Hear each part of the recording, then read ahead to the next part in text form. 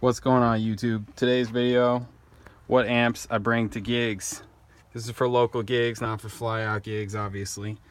I bring 2 amps, 2 speakers, two all amps. I'll show you what I bring. All right, so let's go through the amps first. So this first one, this is, and I actually have 2 of these. It's an Ampeg V4B. Both of the ones that I have are from 1974. This is like the little brother of the SVT. It's 100 watts. I think the SVT is 300 watts. This is 100 watts, all tube, incredible sounding, just freaking incredible. So incredible that I got 2 of them. That's how incredible. Definitely my favorite amp. Next, I got this amp, and I really need to get more of these actually. This is a Gallien Krueger 400RB.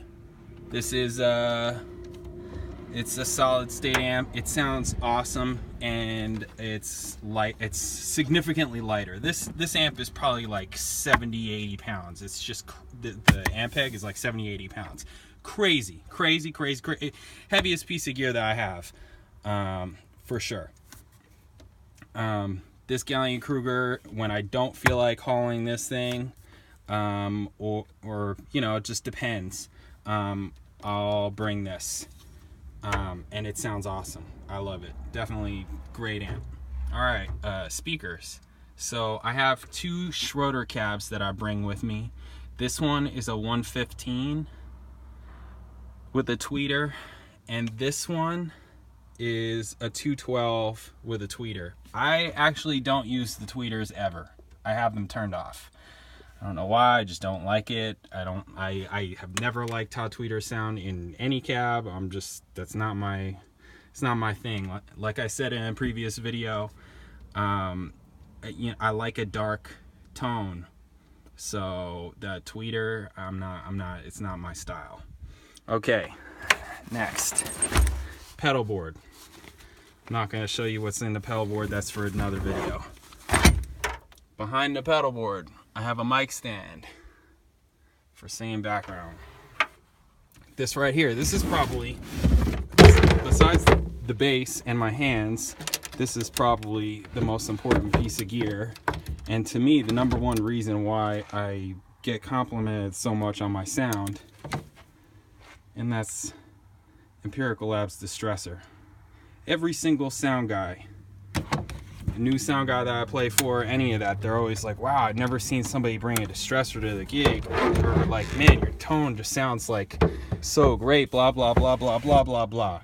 I always say it's because of this, because this thing, it's just a huge difference. The first, I'll have to make another video on compressors and this one, but this is the second compressor that I ever got, and it's also probably the last one I'll ever have. But the first one that I got was a cheap Joe Meek compressor, and when I first, I think I got it in like 2006, I think, and I plugged it in. This is like after college. I'd already been playing, you know, gigs and all that kind of thing. I plugged it in and I started playing, and immediately I was like, this is what pros sound like. This is what pros sound like.